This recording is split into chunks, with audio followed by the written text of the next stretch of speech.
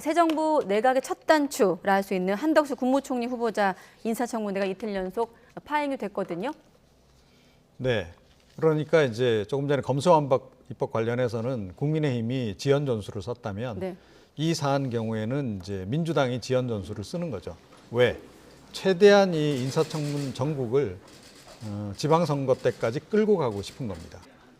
시간은 결국은 그래도 우리 편일 거다라고 좀 네. 생각을 하는 거예요. 그러니까 아무래도 당선인 입장에서는 뭐 새 정부 출범 초기에 내각을 빨리 출범시키고 싶지 않겠습니까? 이제 그런데 이게 점점 지연된다 그러면 초조해질 수밖에 없는 거죠. 심리적으로도 그렇고 또 국민들이 보기에도 상당히 이제 불안하게 이제 바라볼 수밖에 없는 거고 이제 그런 부분을 지금 노리는 겁니다. 그래서 뭐 지금 이유는 뭐 그 자료 제출이 좀 미흡하다 뭐 이런 얘기를 들고 있는데 그게 본질적인 이유는 아니다. 그거보다는 오히려 어떤 형태로든 지금 인사청문 자체를 일정 자체를 계속 지연시켜 나가는 것이 민주당의 1차 목표가 아닌가 이렇게 생각을 합니다. 글쎄 제가 보기에는 민주당이 어떤 전략을 가졌든 간에 총리는 굉장히 중요한 직책이고 특히 한덕수 총리 후보자에 대해서 이른바 이해충돌 의혹이라던가 론스타와 뭐 일정 부분 연관이 있다고 의혹이 되는 김앤장과 관련된 고액 고문료 부분은 해명이 돼야 될 부분이죠. 그런데 언론 보도를 보면 다른 건 둘째치더라도 25일 뒤늦게 어떤 국회에 제출된 자료가 A4 용지 3장이고 관련 업무를 기술한 것은 딱 4건이라고 합니다.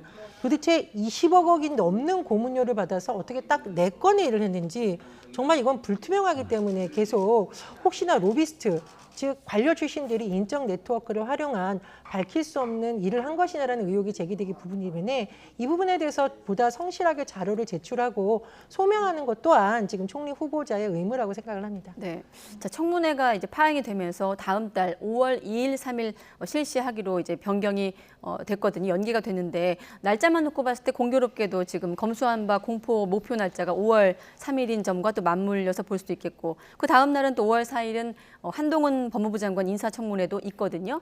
자, 새 정부 출범 취임식이 9일인데 네. 그 전에 좀 청문회 어떻게 좀 될까요? 어떻게 전개될까요? 그러니까 민주당의 전략은 분명한 거 아니겠습니까? 검수완박 입법은 가능한 한 초고속으로 처리를 해서 빨리 종결을 짓고 어찌됐건 법안이 뭐 통과되고 나면 국민들도 관심이 좀 떨어질 수밖에 없거든요. 당연히 이제 언론도 이제 보도 지면이 많이 줄어들 수밖에 없을 것이고 그렇게 되면 곧바로 이제 인사청문 전국으로 넘어간다 이렇게 생각을 하는 겁니다. 그래서 인사청문 전국을 좀 뒤로 이 검수완박 입법 이후로 좀 살짝 밀어놓은 거죠. 미루고 이제 이때부터 본격적으로 인사청문 전국으로 들어가서 정치적 공세를 계속 펼치기 시작하고 지금 뭐 여러 가지 이제 후보자들과 관련한 의혹 보도가 계속 이어지고 있으니 그거를 계속 증폭시켜 나가면 지방선거 때는 이 윤석열 정부에 대한 견제 심리를 상당히 유발할 수 있을 것이다. 이런 이제 전략적인 판단을 내리고 네. 이렇게 임할 것으로 이렇게 보입니다. 네, 지금 5월 3일, 5월 4일 그다음에 취임식은 5월 10일이고 쭉 날짜를 한번 봤을 때 평론가님은 어떻게 보십니까?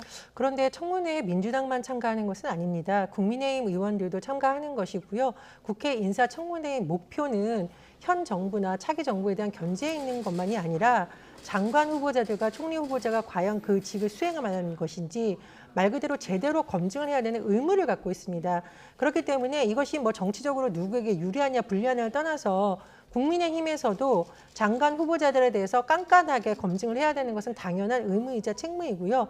또 하나 일부 장관 후보자들과 대다수 인사들에게 지금 제기되고 있는 아빠 찬스 의혹은 민주당이 굳이 공세를 하지 않더라도 언론 보도를 통해서 매일 연이어 나오고 있는 부분이거든요. 네. 그런 부분에 대해서도 어떤 의혹이 해명이 돼야 되는 것이고 그래서 결과적으로 그것이 윤석열 정부에 대한 부담이 된다면 그것은 차기 정부에서 책임을 져야 되는 부분이라고 생각을 합니다. 네.